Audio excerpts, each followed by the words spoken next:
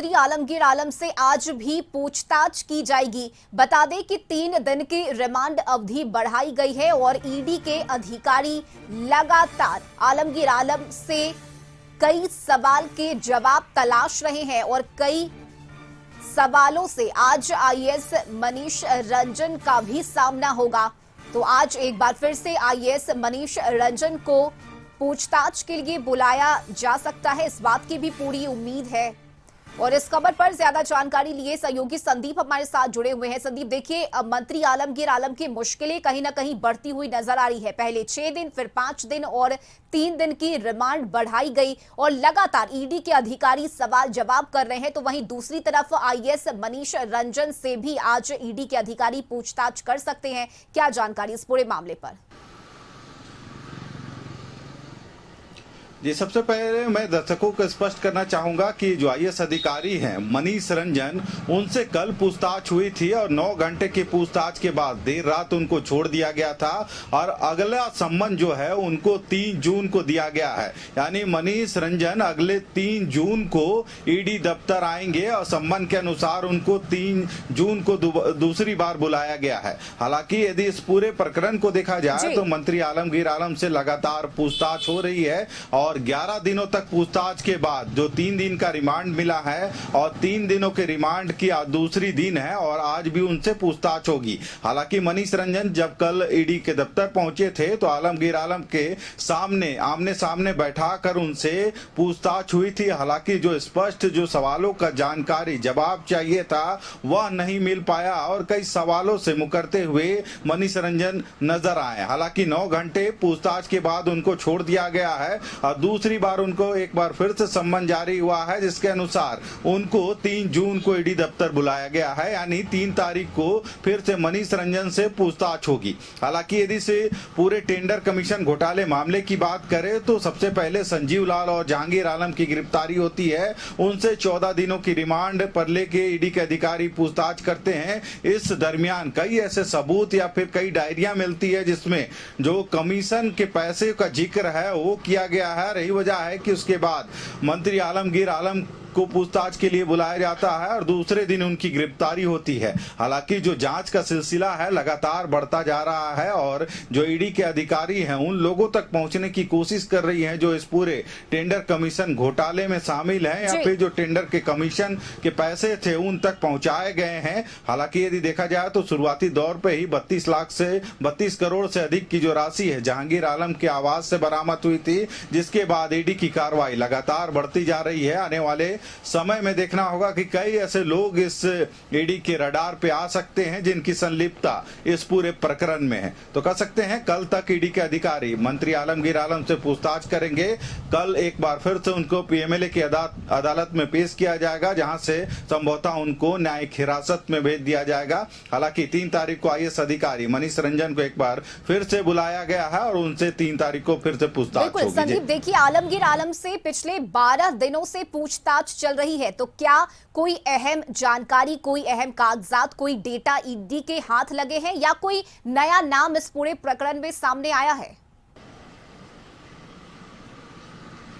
जी, इन दिनों यदि आलमगीर आलम से जो पूछताछ हुई है लगभग 12 दिन कंप्लीट हो गया, 13वां दिन है पूछताछ का। इस दरमियान कई ऐसे चीजें ईडी को पता चली है और यही वजह है कि उन्होंने जो ग्रामीण विकास के पूर्व सचिव रहे हैं मनीष रंजन, उनको तलब किया गया था और दूसरी बार कल सम्मन जारी हुआ था और कल वे पहुंचे थे ईडी दफ्तर। लगभग 9 घंटे उनसे पूछताछ होती है। हालांकि कई चीजों को जानने की कोशिश ईडी लगातार कर रही है, पर कह सकते हैं जो जवाब या फिर जिन प्रश्नों का जवाब ईडी चाह रही है कि किसकी इसमें संलिप्तता है, उन सवालों का जवाब अब तक ईडी को हाथ नहीं लगा है। और जो पैसे मिले हैं, पैसे कहां से आए, वहां से पैसे किन किन लोगों तक कमीशन के पहुंचाए गए, इन सबकी तफ्तीश लगातार ईडी कर रही है।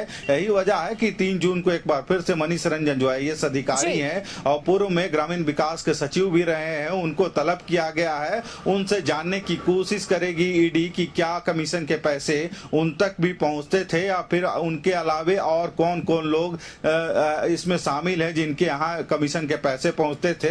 तो देखना होगा आने वाले दिनों में कई चेहरे। बिल्कुल बिल्कुल संदीप, यानी कुल मिलाकर अगर देखा जाए तो पैसे के स्रोत क्या हैं और पैसे कहां से किन किन लोगों के पास ट्रांसफर किए जाते थे, इन तमाम चीजों के तह तक जाने की कोशिश ईडी के अधिकारी कर रहे हैं। बहुत शुक्रिया संदीप आपका तमाम जानकारी के लिए।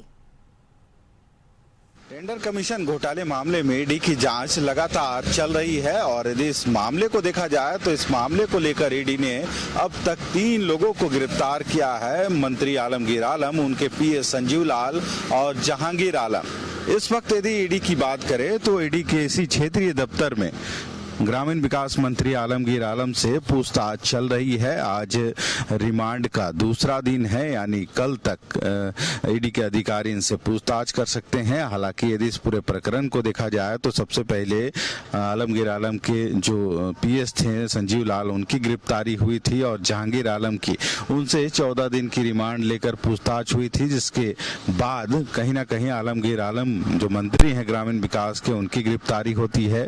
11 दिनों तक उनसे पूछताछ हुई है और फिर से 3 दिन की रिमांड मिली है और 3 दिन में रिमांड का आज दूसरा दिन है। कल उनको फिर से एक बार कोर्ट में प्रोड्यूस किया जाएगा। हालांकि इस मामले को देखा जाए तो इस मामले में जो पूर्व ग्रामीण विकास विभाग के जो सचिव थे मनीष रंजन, उनको भी ईडी ने कल तलब किया था और लगभग 9 घंटे उनसे इसी क्षेत्रीय कार्यालय में पूछताछ हुई है।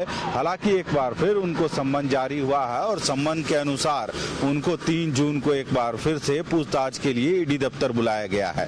हालांकि यदि इस पूरे टेंडर कमीशन घोटाले की बात करें तो कहीं ना कहीं मनीष रंजन पर भी आरोप लग रहा है। यही वजह है कि कल मंत्री आलमगीर आलम के समक्ष, या कह सकते हैं आमने सामने बैठाकर कई सवाल का जवाब ईडी जानना चाह रही थी, पर कई सवालों के जवाब में सिर्फ कह सकते हैं कोई भी जवाब उनको नहीं मिला है। हालांकि एक बार फिर से उनको सम्मन जारी हुआ है। 3 जून को ईडी की इसी क्षेत्रीय दफ्तर में मनीष रंजन आईएएस अधिकारी को फिर से पहुंचना पड़ेगा उन सवालों का जवाब देने के लिए। हालांकि इस प्रकरण में देखा जाए तो अब तक कई तथ्य या फिर कई चीजें सामने आई है जिसके आधार पर ईडी आगे की कार्रवाई कर रही है और आने वाले दिनों में शायद ईडी की जो जांच का आंच है वह कई लोगों तक पहुंच सकती है। पर अब तक यदि बात करें तो इस मामले में 3 लोगों की गिरफ्तारी हुई है। मंत्री आलमगीर आलम से पूछताछ ईडी लगातार रिमांड पर लेके कर रही है। 3 दिनों का रिमांड एक बार मिला है और 3 दिन के रिमांड का दूसरा दिन है। आज भी उनसे पूछताछ होगी। हालांकि इस बीच में मंत्री के परिवार वाले भी कल पहुंचे थे और उनसे मुलाकात किए थे। डॉक्टर की टीम भी लगातार मॉनिटर कर रही है मंत्री आलमगीर आलम के स्वास्थ्य का। पर देखना होगा ईडी इस मामले को लेकर आगे आने वाले दिनों में और कहां तक पहुंचती है और किन किन लोगों तक ईडी की जो जांच है उसकी आंच पहुंचती है। अपने सहयोगी प्रदीप के साथ संदीप का CC न्यूज रांची।